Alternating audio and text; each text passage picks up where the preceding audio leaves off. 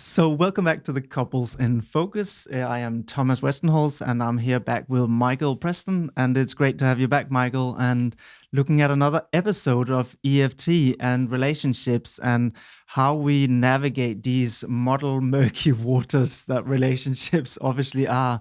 And I think today we wanted to, have a bit of practical, right? We want to kind of Very take practical. all this stuff that some of you have been listening to and thinking this is great, but you know, They've what do I definitely been thinking that, by the way. They've been thinking, this is great stuff. I do great stuff. and what do we do with this? So I guess we want to focus a bit on that today, right, Michael? Yeah, absolutely. Yeah, I'm looking forward to this. Like I was saying earlier, it's like I don't like the idea of anytime you see an article, like the one thing you have to do to transform your relationship. We're not going there. This is not the one thing you have to do to transform your relationship. Although that's great clickbait, it doesn't actually help people, right? That's right. And so we're going to keep it a bit more real about like, this is what you actually would be doing in couples therapy. Like the thing that you would be doing in couples therapy, what you would pay someone, thousands of pounds to help you get to this point.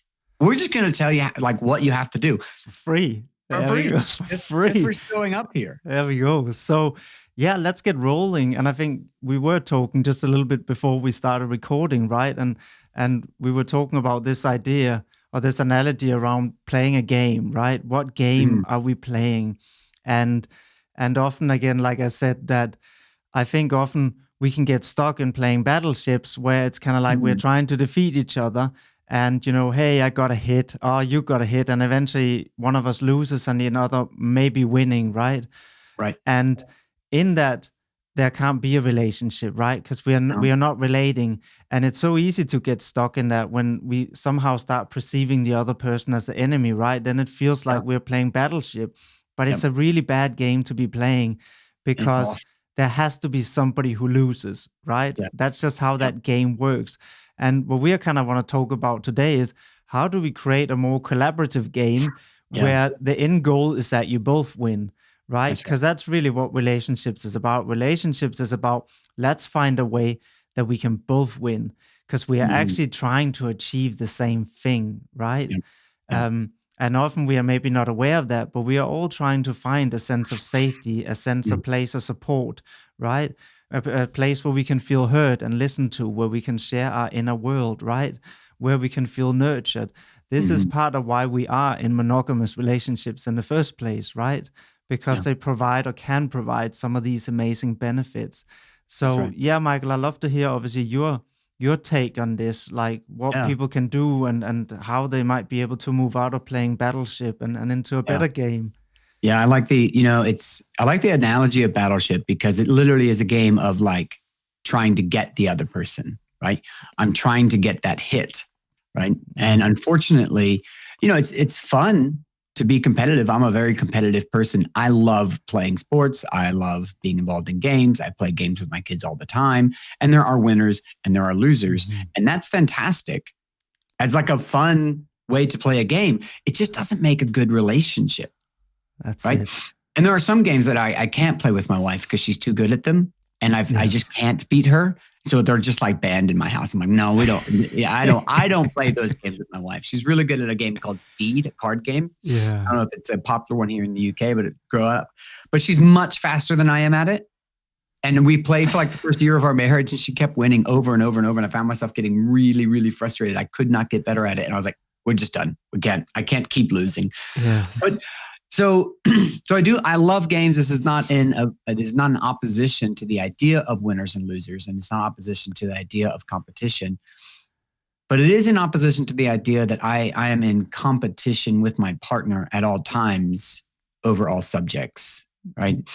And what's really difficult about that is in that space, if you do have a winner and a loser, right? It's not so much fun. Yes. Like at least in games, the winner gets to celebrate. Yes. But in this game, when at the end of it, I've alienated myself from my partner. Yeah. My partner feels isolated and hurt. And I feel like garbage because how I got to win the argument was by, walking away and abandoning them or calling them names, or like the winning of this game. Yeah, it's actually just losing. Yes. Right? I lose my partner in this. So if we play it like that with our relationship, it's actually not winners and losers. It's losers and bigger loser.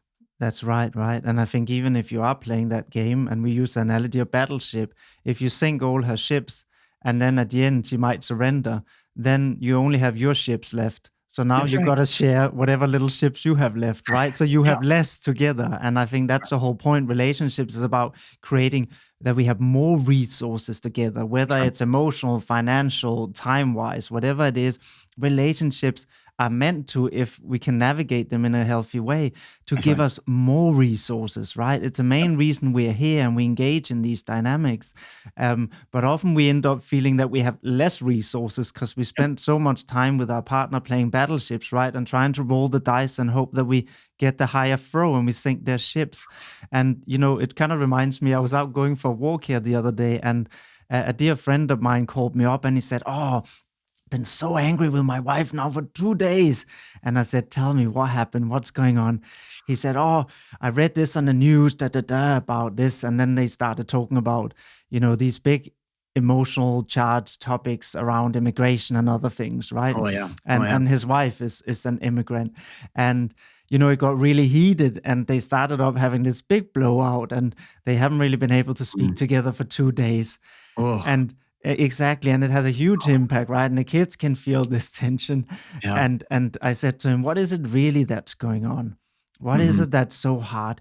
He said, "Well, why does he keep having to say the opposite of what I'm saying? I feel he just want to say the opposite to show that I'm not right." And I'm kind of like, okay, so you're playing battleship, yeah? Yeah. And that's, I think often we don't even recognize when we have gone into a shitty game where we are both gonna lose, right? So I think the first part is even knowing we have now stepped into playing a really shitty game where none of us are gonna come out with what we actually are here for, right? Which is to try and increase our resources, not decrease them. Yep, absolutely. That's such a important part of, like, if this is what we're doing with our partner, we're going to exhaust our resources. We're going to exhaust their resources. Then we're going to have to, if you've got kids, then you got to figure out where you're going to get the energy to pour into your kids, or you're going to have to like cut off emotionally from your partner in order to not take away from what you can offer your kids. It's all right. It's like the hard part becomes, now I've got to figure out what to do with what resources I do have. Yeah. And our world gets smaller and more cramped and less free, right? So that's obviously, like, we don't want to play that game. And oftentimes, right, the way that this begins to develop is that we get stuck in some kind of blame game, right? We try to figure out who is at fault and why they're the one at fault, why I'm not at fault, why I'm justified, and why my partner is in the wrong. Because that has so much to do with what the message of being in the wrong, how it hits. But I'll start really simply.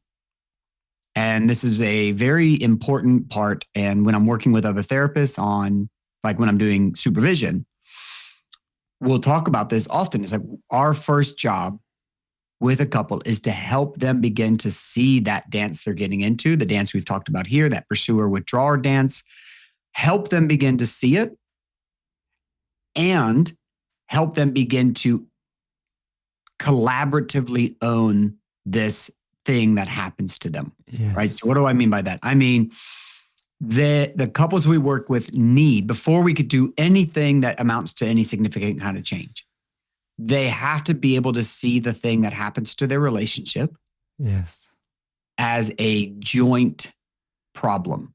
It has to be, we can see it now. When I do this thing, it sets my partner up to do this other thing. And when my partner does that other thing, it sets me up to do this thing.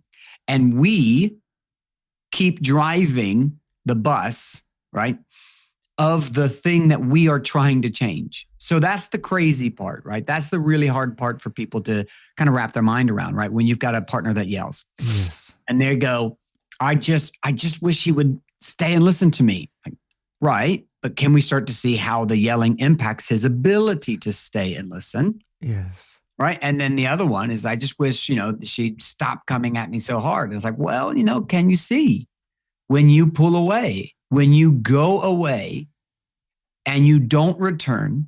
And if you're in that part of the relationship, you have to start to see if I say to my partner, oh, let's talk about it later, but I never bring it back up, it doesn't send the signal to my partner that we will talk about it later. It just tells them I'm pushing it off. Yeah. And so, of course, they're going to try. And when I deflect away, eventually they're going to get upset. They're going to go, we have to talk about this.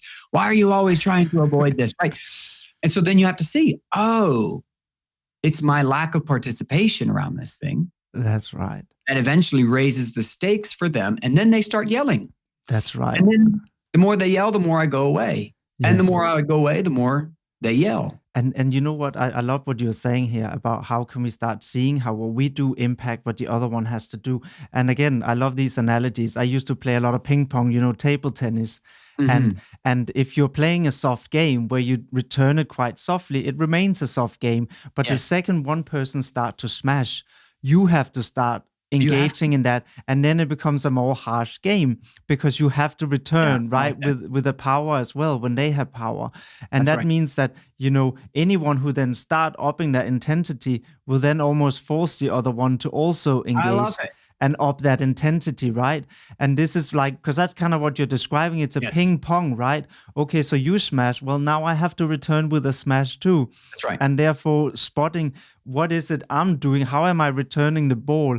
Because a bit, communication is a bit like passing a virtual ball back and forward, right? And if you suddenly do a really harsh throw, well, they have to suddenly, or maybe they have to protect, right?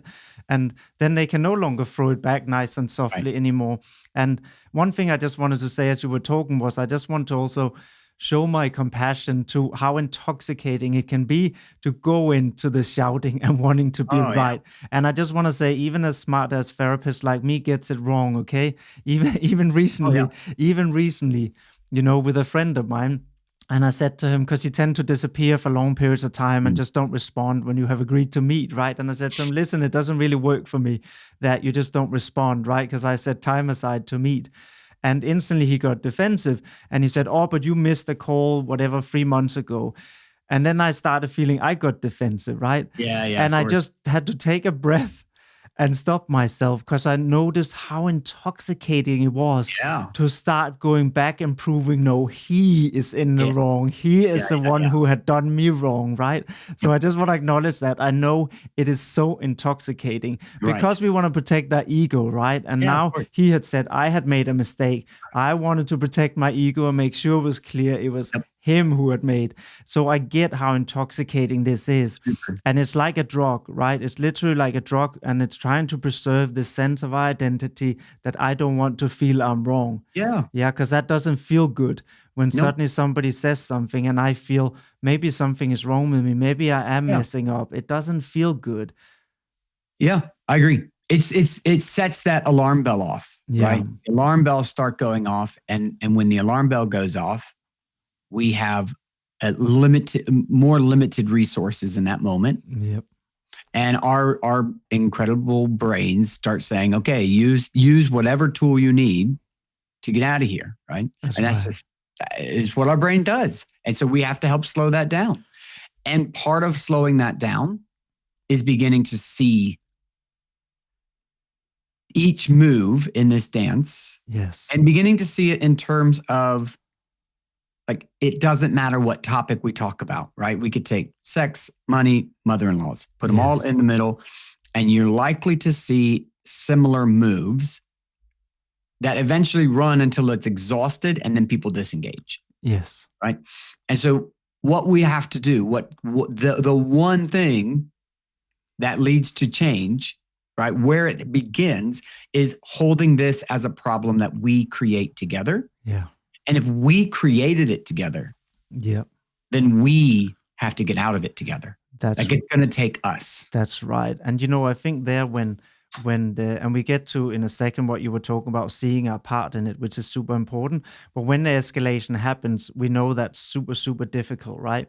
And again, there will be different strategies for different people that works. I know I told you last time about how sometimes I dance and move, but also in Yeah. this example, right? I took a really deep breath and I reminded myself, we're on the same team. We actually Right. want, because in that moment he was a We threat, both, right? He was yeah, we both criticizing want, me. we both want to see each other. We both want the same thing. Yeah. Exactly. We actually want to accomplish the same thing, right? And that reminder just kind of brought a little bit of empathy back online. That kind of disappeared for a few seconds As it as I does. thought, As it does. screw him. I'm gonna show him he's in the Yeah, wrong. exactly.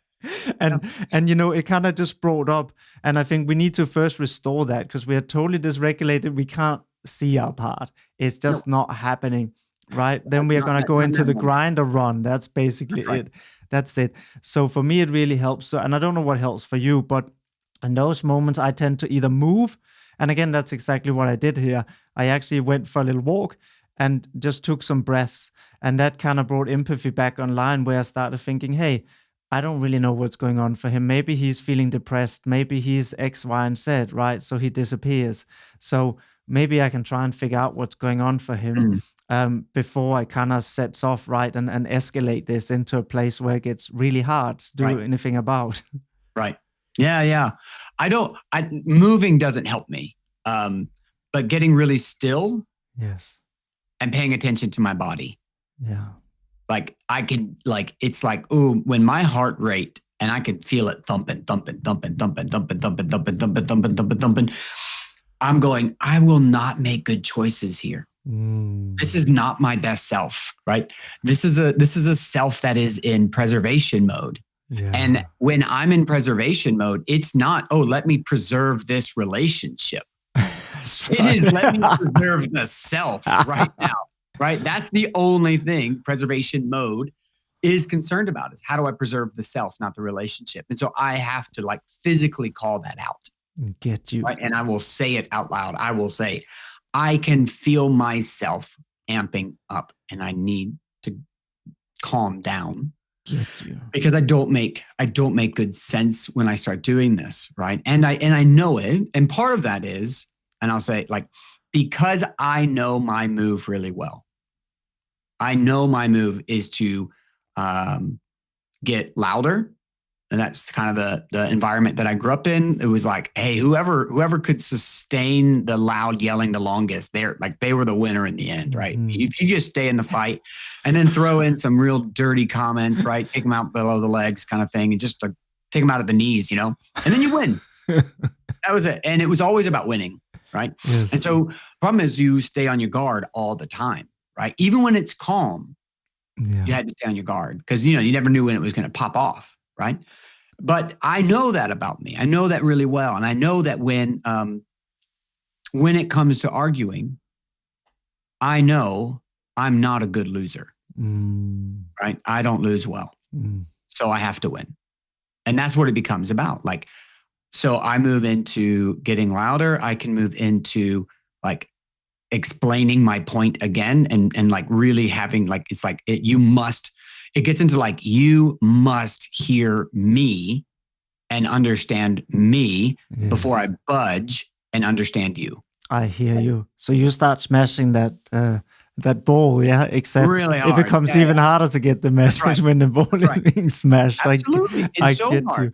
I get you. And so like but because I know my move, right?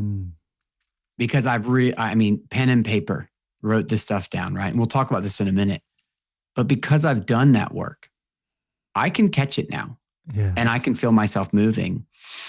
And so I'll come back to this story. My wife and I had a bit of a row last night. But we were able to walk our way through it. And I'll talk a little bit towards the end about how we found our way out of this argument. But it was definitely one of those, I don't feel seen, I don't feel heard. And it takes off quickly in me. And then immediately my wife feels like she's on the back foot. It is just like, whoa, what's happening here? Like, what happened that is so important that we've got to move this quickly, right? And then she can get into like, whoa, whoa, whoa, whoa, whoa, whoa, whoa, whoa, whoa, right? That's not what happened. Wait a minute, hold on. Like she's trying to help. But each time she goes, that's not what's going on here. Why is it? And I'm just like, no, it is what's happening here. How do you not see that this is what's happening? And it could get right into that very easily, right? Yes. And so there's the other piece, right? I also know her move, right? I know what her panic looks like. I can see it come alive in her.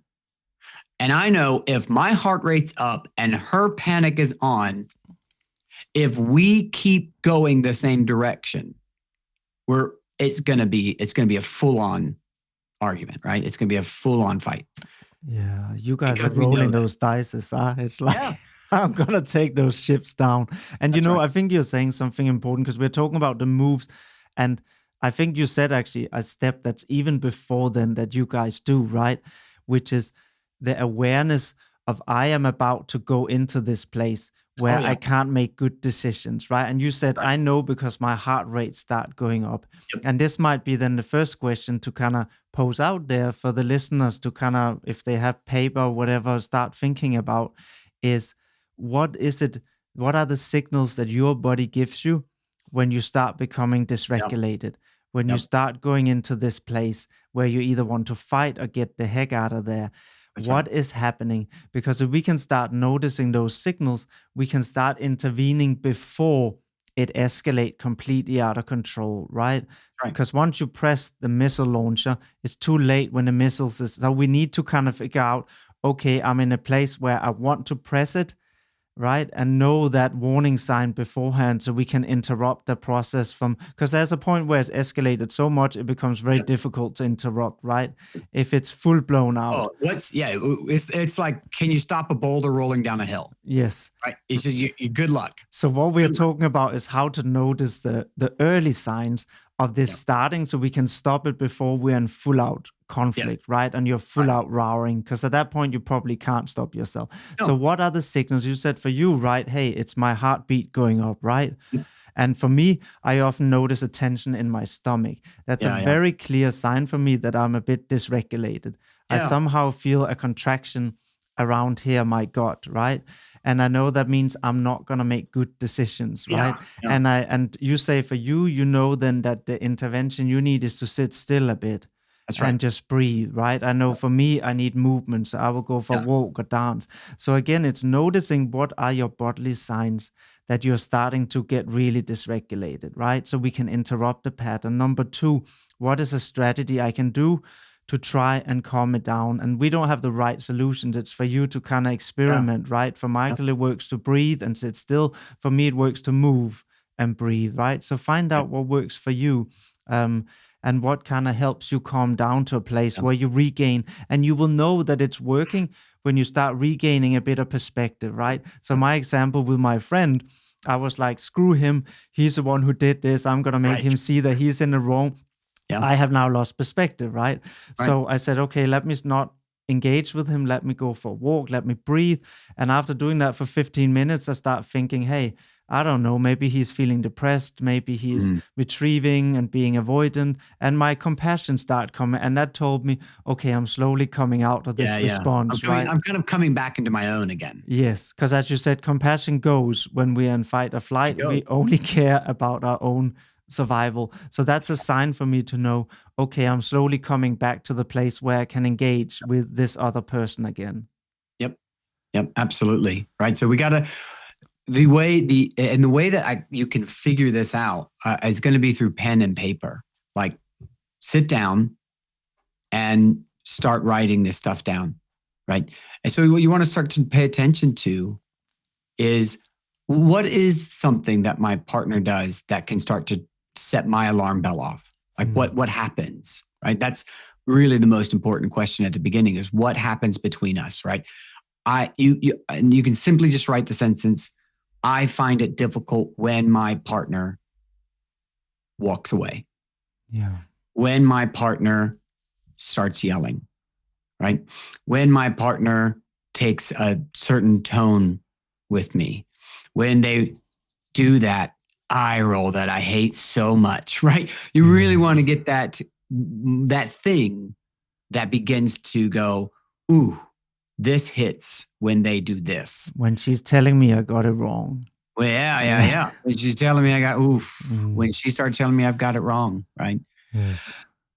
And when you notice, like, okay, when you can grab hold of that kind of becomes the place we begin to explore, right? And say, okay, what is happening in your body when that happens? Can you slow down enough and pay attention and give your mind's attention to that?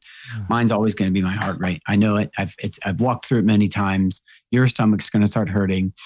People can say they can feel it in their hands, like their palms start sweating, right? Because their heart rate does go up and it starts to their body gets warmer, right? Some people say it's a tension in my neck, or my head becomes really like crowded with noise, or there's a weight on my chest. There's a weight on my shoulders. These are all places people have shared carrying this moment of conflict. Yes, I start ruminating, right? As a common one, especially for anxious people, right? When your mind gets really, really busy and you start trying to think through everything.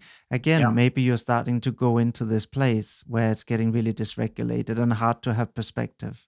Yeah, it's so hard. And especially with the ruminating one, right? It's like, I start looking at all the ways in which, like, I can start proving my point, right? Just getting all my points ready, right? Yeah, I've done that. Yeah. And so you really do need to notice, right? What sets you off, what it's like in your body when you get set off, and then what the alarm bell starts to say, right? So some of the alarm bells that I'm familiar with will be things like people say, the first alarm bell they hear is, oh no, here we go again, right? And that's a really important alarm bell because it tells you this is something repetitive. This is something we do. We know what's about to happen. Yeah. We can play the tape forward. We can look at it, right? Yeah. And when I play the tape forward, the alarm bell that comes with that is, we're going to have a fight and this is going to hurt both of us. Yeah. And what is the alarm bell that starts setting off? Yes. That's right. And once you kind of have that signal, right, then what can I do to calm down? What helps me calm down? Because before we're in that place, we can't really engage with another human being. It's simply not possible to have a constructive outcome and to hear. And part of the frustration is that we feel we're not being heard, right? And I can guarantee you, when in distress, your partner isn't going to hear you. Actually, they're going to send you the opposite message again and again. I don't hear you. I disacknowledge your point, right? So it's actually going to cause you more and more stress. So I think it's also knowing, if I go into this, I am actually going to harm both my relationship, but also myself, because I'm going to get more internal distress, right? More stress hormone. If I go into this place where there's zero chance of me being met with the validation I actually crave, right? That's it. So we have to somehow find a strategy where we can calm down a little bit before we are able to go back into our relational systems, right? Which are totally offline, as you said, when we're in this place. So once you've done that, then we come to, I guess, the important step you're saying is, and maybe we can give them some prompts here, the listeners, or to look at, is, what is my move? Right? What is the step? What is the reaction? Do you start smashing, or do you just walk away from the table tennis? Like, what is the move that you have once you get to that place, right? And you're feeling really triggered. What is it that you do? What is the first thing that is your instinct reaction to do? Is it persuade them that they're wrong? Is it to go write down your bullet point? Is it to start thinking how you done something wrong and you messed up again? Is it to shout? Is it to, what is happening in that moment, right? Yes. So that's really important, right? Because I'll say this: there are caveats to this, right? Like, there are certain relationships where there's an abuser and things like that. We're not talking about that level of coercion and abuse in a relationship, right? I'm never going to ask someone to take ownership that their move is in part responsible for an abusive move. So please know, we're not talking about that. We are talking about a pretty more of an everyday normal fighting couple who can't get out of the argument. And it's going to be really tempting in this moment to look at your move in a really, understandable and reasonable thing, because it is understandable and reasonable to you that you're doing the thing, right? Yes. But if you could take a step back from it, just to look at it from the outside and just name it, right? Without judgment, without like even positive judgment, just saying, I walk away or I start yelling, whatever it is, in a kind of holding it a bit away from yourself as just can I describe the action that happens without describing it as reasonable or unreasonable? Because the next thing we have to do is if we can get that down, if we can look at that and say, oh, that's when I say to my partner, here's the 10 things you didn't get done on the list. And I start going through the list, right? Whatever that is, right? The next step is, can you, and this is why it's really important to do pen and paper and in a moment, not in the middle of your fight, but to be able to take some pen and paper and say, when I do that move, what might the impact be on my partner, right? What is the alarm bell that I set off in them? Yes. What is the feeling that might come to someone if their partner just turned around and walked away? Yes. What is the feeling in someone that might come if their partner just went from a volume 4 to a volume 8? That's right? What would that be like to be on the receiving end of me? Yes. And that's really important, because that means now we're taking the step to own our move and consider its impact, not its intent, but consider its impact. And that is a massively important part of being able to, if I can't see the impact, then I will never be able to hold this cycle with my partner, right? I'll never be able to get to that place where I can say, I understand why you're doing what you're doing. Do I think it's a good move? No, but at least I can start to say, hey, it's understandable given what I'm doing. That's an understandable response. And then your partner can say, and I can see that given what I'm doing, that what you're doing is understandable in response to that. And then we can see that if we do those things, we're going to keep going to the next level. And some couples keep going and they have 5, 6, 7, 8 levels. And then finally they get exhausted. Some couples have 2 levels and then they get exhausted, right? So that kind of varies a bit, but paying attention to your relationship, right? That's right. I think that's beautiful the way you're describing it, right? And it's kind of, then we are starting to see the ping pong that we are playing. And also we can start seeing, if I do this, then you're going to do this.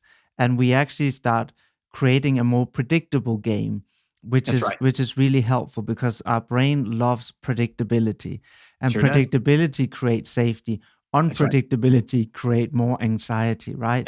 So when it suddenly feels very unpredictable how things can suddenly escalate, that tend to make us even more anxious, even more dysregulated, right? Even more triggered. So what this does, what you're describing as well, is to start creating a more predictable pattern. So we actually know that, oh, if I do this move, then I kind of know you're going to return the ball in this way. And I don't like when you return with a spin or whatever it might be, right? Because I find that very difficult. So I know that if I start smashing, you start spinning, then I kind of know, okay, taking this move is not going to serve where I want to go. It's actually going to do the opposite. It's going to get me a return ball I don't like to deal with. That's right. Yeah. Yeah. And what you can do there, right? The real practical thing people can do to begin to understand that is take the questions. If each person will take the questions we're saying, right? What happens to your body? What's the emotions you have coming up? Is it angry? Is it frustrated? And then can you find the softer emotion, right? So this is one of the things we'll do is we'll start to hear the alarm bell, and the alarm bell says, this is the place we fight. This is what happens. I'm going to lose my partner in this place. We're not going to be able to recover, and it's going to take days. And it's a sad story, right? Can you begin to connect to the sad part of it and begin to see, okay, it's when I get really sad that I start doing this. Right? I get sad and I walk away. My partner gets hurt and their hurt becomes anger. And what I don't get to see is their hurt, right? I only see their anger. And so what we want to do is each person taking a moment to begin to understand their own experience of this dance. And then this is what is so important to be able to do, right? If you want to get out of this thing, if you want to do that, you have to ask your partner, right? You have your like guess sheet, right? Your best guess of what it might be like on my partner's side, right? You go through the same things that you gave yourself. What emotion might be, what softer emotion might I be hitting? What hard emotion do I see? Yes. What alarm bells have I tripped? What is he telling themselves about? What are they telling themselves about what's happening in this relationship? And then what do I see them do? Yes. And then go ask your partner, hey, when I walk away, or hey, when I start yelling, what is it like for you? I have some guesses, but I'd like to hear what you have to say because you're the one that can help me understand it better. Yes. And that's really tricky because you might hear some things you don't like. Yes. It's going to be really hard to hear that. Like you're going to have to probably they're going to say something that's going to make you go, that's not what I mean, or that's not what I intend. And it's going to hit your stomach and you might get a little sick. Like I've had people go like, it's actually like, it's visceral to hear what it's like to be on the receiving end of our own behavior, and our own guilt and shame can bubble up there. And this is why people go to couples counseling, because it does get difficult right here. Yes. Right. To be able to sit with the impact that isn't intended of our behavior in someone we love and care for. That is a hard thing to do. But if you're going to get out of it, I will say you have to be able to do that. That's right. And I think also, so I think that's a great point. And I think there's another question that could be good for people to maybe bring and ask their partner when they feel a bit more calm is, when I do or say X, what do you hear? Yeah. What do you hear when I come and say, oh, you messed up, or dinner was too late, or kids should have had dinner 2 hours ago? What do you actually hear? Right? Because you might only hear what you're saying in your own head, which is, hey, dinner was late. It should have been earlier. But they might hear, oh, I messed up again. I'm never going to measure up. Right. And you don't get to hear that part because often that's not communicated, right? It goes straight to escalation, or maybe the person just walk away and you're like, oh, why do dinner's late and they always walk away. I have to do everything on my own. And so it's getting lost in translation, right? So what we're trying to do is fill out these parts that are getting lost in translation, that never make it across, so you guys keep misunderstanding each other, right? And an example was my friend when he had this big argument that lasted several days, right, about some political issue with his wife. And it was getting completely lost in translation, that actually he was not upset about that she had a different opinion. He was upset about that he felt that he couldn't get acknowledged, right? And that made him feel that he wasn't important. So what he was hearing when she always goes straight into giving her counter argument, and it's not that her argument is not as valid, but what he was hearing every time was that I'm not important. That's right. But that gets totally lost in the translation, right? And neither of them are aware this is happening. So that's a good question to say, what is it that you are hearing, perceiving when X happens? And then we can start getting to the lost messages, the lost cues that actually we need to get to be able to hear each other, right? And for him, the reason he gets more and more angry with his wife is because he's trying to up and say, please acknowledge me, please hear what I'm saying. Right.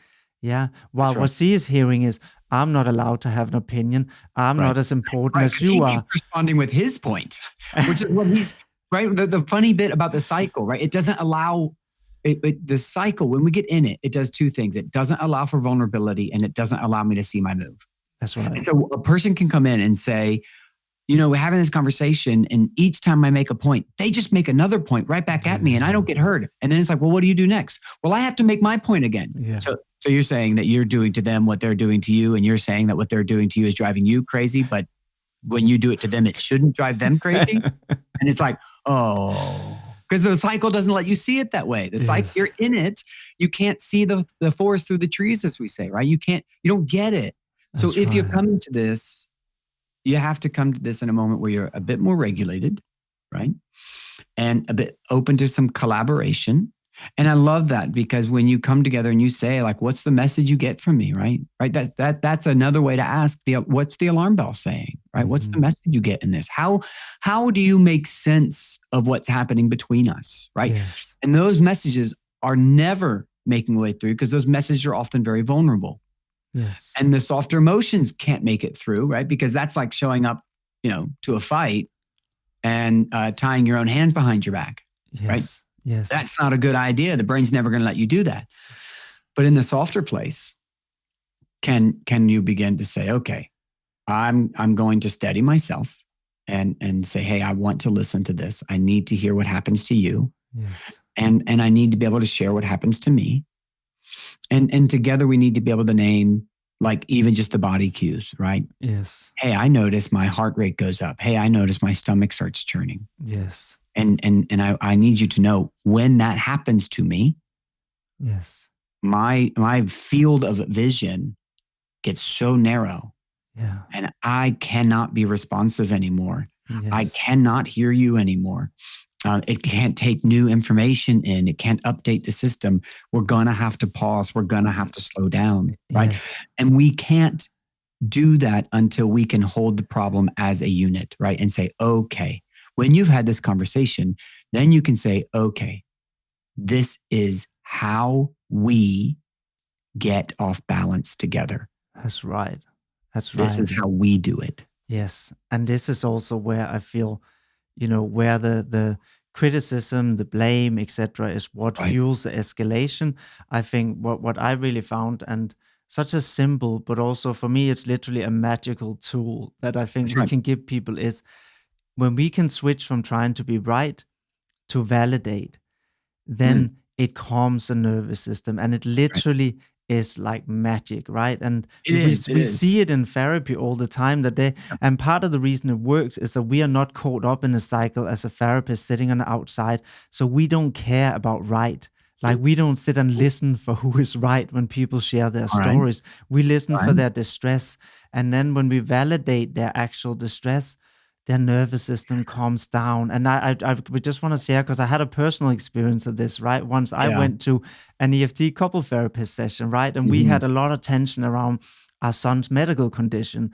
And that Yeah. was a primary thing that would cause escalation, Of right? course you would, right? Because we You both. saw it Oh, differently, so yeah, and yeah. it got so intense so quickly we Mm, could not hear each other at all. And she would retrieve, and I would get more pushy with my point, right?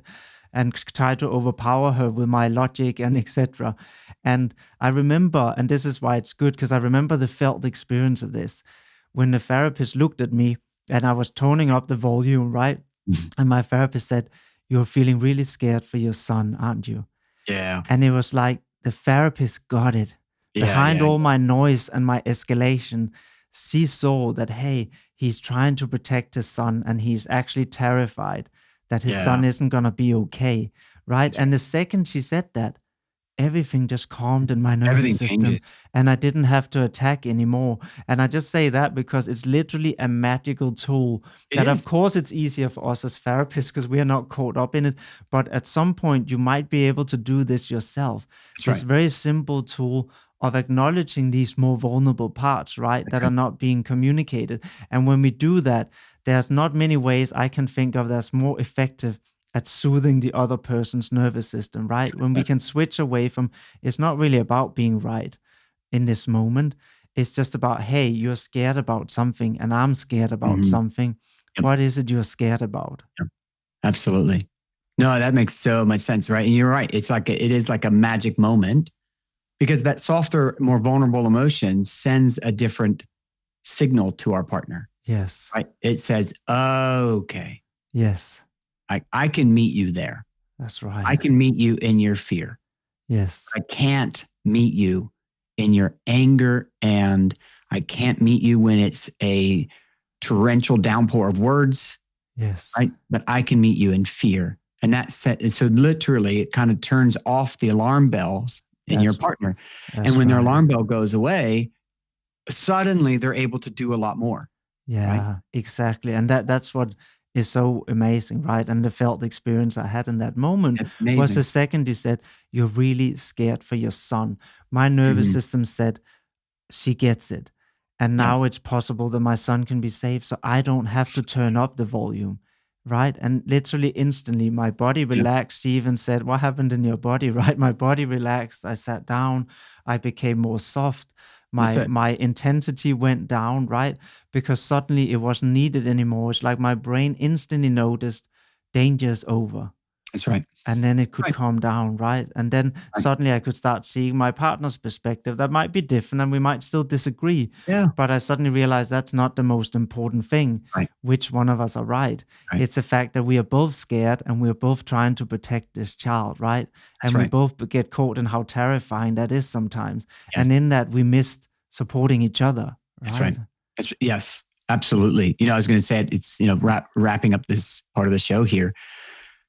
I alluded earlier that my wife and I had this argument last night, and how do we find our way out, right? And how did we exit that fight? And it was like I could feel my heart rate up, and I took a moment, I took my breath, and I remember I was doing the thing right where I have a really bad habit of this, right? And then if you're listening, you probably know it, whether your partner is this type or you are this type.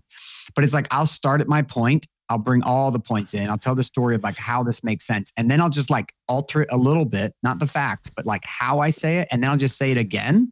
And then like I'll say it like a third time. And it's just, and then I get stuck on a loop, right? Where I say the same exact thing in a little bit different way. And it's, I hate it when I do it. And I could do it to my kids and I could say, wait a minute, I'm looping, aren't I? And they're like, yeah, Dad, you're looping again. I'm like, I'm so sorry. I don't want to loop. I do that too, Michael. I do that too. So hard not to. I just loop. And it's one of the big things that I can tell if I'm saying it again, I am fully dysregulated. And so I stopped myself in the moment last night and I said, hey, what is really important right now is that I can tell I want to be seen, and I can tell you want to be seen. And so let's pause, because figuring this thing out, I'm not here to figure out like a solution right now, because we'll never find a solution. But what I do need to know is like what you need for me to be seen right now, and what I need from you to be seen right now. And then we'll figure out the other bits later. But here's what's happening to me. I'm getting panicked. Here's what's going on. And my wife was like, that makes sense. I get that. And then I was even to say like, look, I also know that when I have like a harsh startup where I'm already upset about something, you're on the back foot. Yeah. And she's like, yeah, it gets so tough for me. It's so tough when it starts moving from, everything was fine. And then suddenly it's like, oh man, there's something happening and I don't know what it is. Yes. And then I start going, wait, what is this? And I was like, of course, right? That's impossible to keep up with, right? So it's really validating. Like when I move fast, that's so hard for you. Yeah. So that's how we found our way out. And even this morning, my wife, said to me like, hey, what really helped was when you stopped and said, we both want to be seen. Let's take a second and do that first. Yes. And then we never actually ended up figuring out solutions for the thing that was driving the argument. Yes. And we may or may not figure that part out. But you know what we're not doing today? I woke up with it in my body, by the way. Like I will say, like it sucked. We don't normally argue very much, but like if we do it all, it lives in my body longer. Because I'm just like, oh, I hate when we do that. Like that's not good, and it's not our norm. But man, it hurts our own body to do that. Yes. And so I'm going to do a shameless plug here. If this has been interesting to you, and you're like, man, I really want to do this. I really want to figure this out. You're going to have to sit down, listen to this with your partner, and you guys give this a go. If you find it like it's a struggle, this is why I created thesecurecouple.com. It is a course that is focused on helping couples name the move and understand their move in a compassionate way and their partner's move in a compassionate. The whole course is designed in how do we begin to see this thing and get a hold of it. So if you're finding yourself struggling, you can always go check out thesecurecouple.com and learn about far more in depth than we could do in a single podcast. Yeah, because these are things that need to be repeated again and again. And while we make it sound pretty simple, then of course there are different obstacles that come in, right? And there's different narratives people have. Is it even safe to share? I don't believe I can get a good response, right? So there's often a lot of blocks to something that sounds very, very simple when we just talk out this process. Yeah. But I think that's a good place to end, right? Because I think we're hitting the 50-minute mark now. We're about there. So we're going to try to get off. So we will see you guys next week, and hope you have a great one.